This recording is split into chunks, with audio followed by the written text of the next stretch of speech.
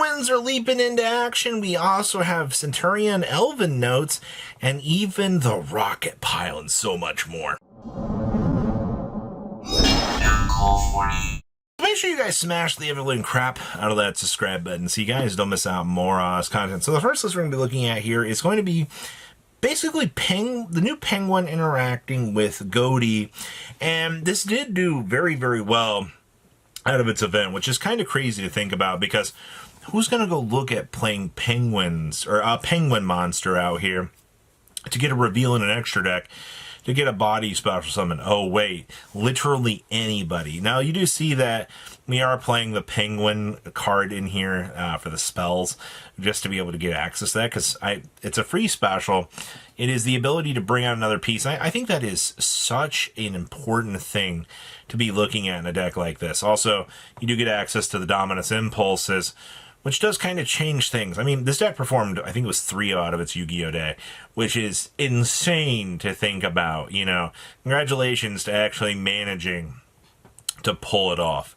And then we also have this challenger. Now, this one is using the, what should be a very small K-Knight package, which is fine because you do have the big old penguin in here that you're able to bring on out. And guess what? This deck is able to actually, you know, perform and work with it. Who would have thought that penguins would be a real deck in 2025? Not me, actually, but I think that this does kind of show to the world, hey, penguins are viable, people. There is something to be said if you want to try this.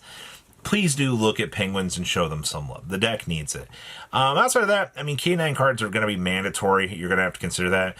The rank up spell card in here is definitely a tech choice. I think you could do without that if you were looking to kind of adjust this deck to our side of the game. Oh, Centurion and Elven notes. Well, first of all, we've got the Diabellstar package in here too, so you're just going to be doing a lot of wicked things with this X-Deck. This Crimson Dragon looks like it is going to trying to go 10,000 miles. If I can make, what is it, double Crimson Dragon, and be able to make double Cosmic, there's not a lot of things that are going to be able to deal with that, but that's exactly what Centurion's going to do, you know, especially with the Primaras in here. The big component, you're just going to be able to sit up and go. You are putting more of an emphasis on the Elven note stuff down here in the extra deck, which I think is really, really cool. Also, this runs out at 60 cards. It might feel like a lot of different components and pieces kind of moving through here, but I don't really think that that's the case. I don't think you're bulking this down necessarily in a bad direction. I think this is the right amount of stuff that you want to see. And then, of course, we have Rockets. Well, actually, it's kind of cool because there are Red Eyes cards within this list. So basically, most of you are very familiar with the Red Eyes that sends the Red Eyes from the deck in order to special summon itself. It just acts as another big piece for you to be able to kind of use to do your thing. Now, obviously, Japan does have access to the Savage Dragon, which can be a little bit of a game changer in the way that this deck can build. Now, the TCG doesn't necessarily get access to that, but we're still able to kind of pivot through the combo lines, still set up the 2 big Boral monster boss monsters, and 99% of the time, I mean, that's all you need to do. As long as you've got, you know, the best of the strongest boss monsters set up, you'll be fine. It's just, unfortunately, the OCG version of this deck can technically go a wee little bit further than what the TCG version is kind of packing.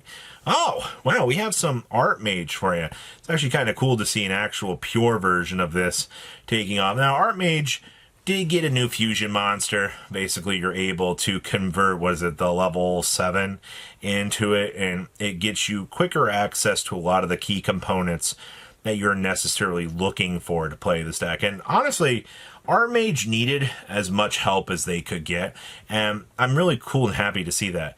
In terms of, you know, gimmicks in this deck, I mean, you're maximizing on the Power Patron and the Medius. I really do not think you have to. I feel like you would possibly be able to use more hand traps to a better degree, but the OCG, I guess, likes to stay a little bit more pure to their themes and try to see what's going to, have the best results. So all these lists are from their Yu-Gi-Oh! Day event over the weekend. So, all of these have had some sort of decent wins and performed. Ooh, we have, well, branded. This is a pile of cards. My God, man. So we do get to see 2 of the new Albaz, 1 old, but we're also playing the War-Torn Albaz, which I guess is kind of cool. We're going with the 2 copies of the Fallen and the Virtuous in the deck, which is fine. 2 Branded High Spirits, 1 Imperm, and a Cross. Did we just pick up a couple structure decks and say, screw it, this is what we're going to play? I do see the Albion and the Lulu Walleth in here. We're also going with 2 of the Dogmatica Devouring Dragon.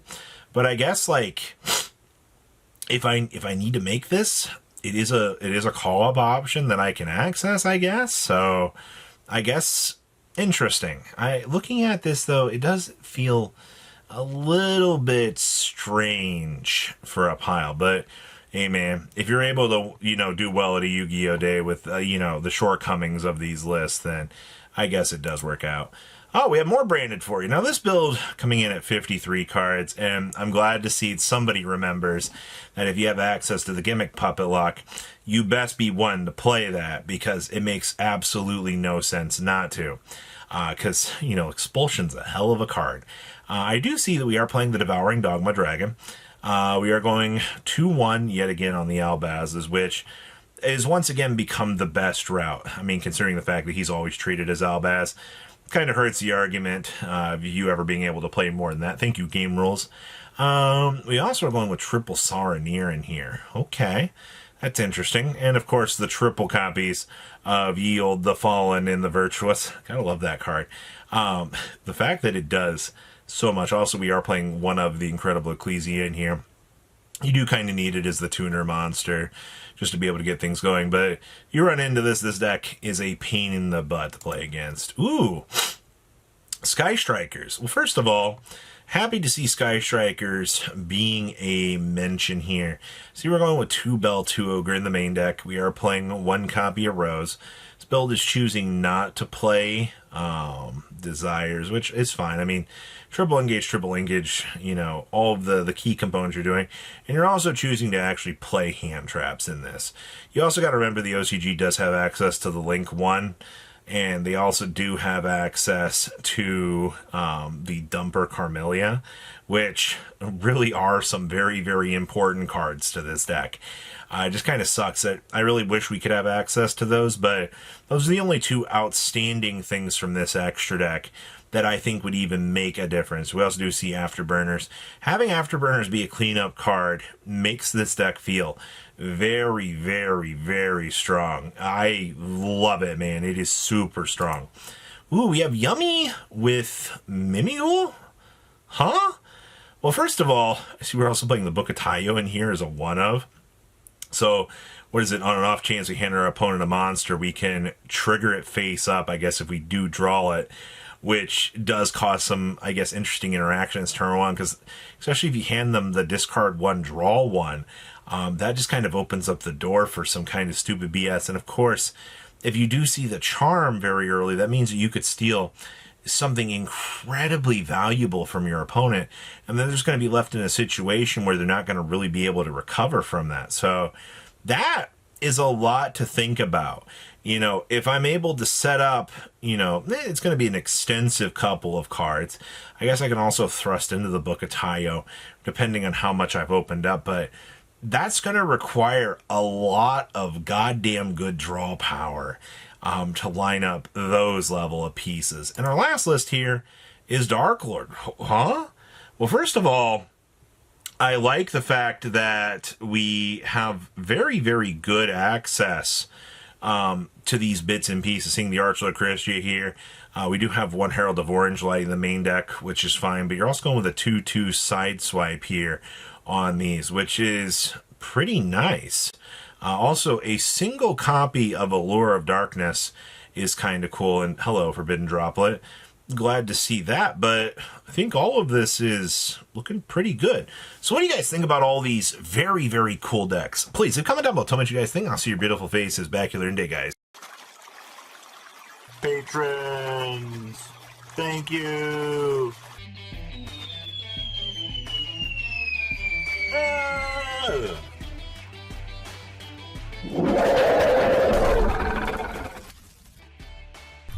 Thank you so much for watching. Check out these other videos.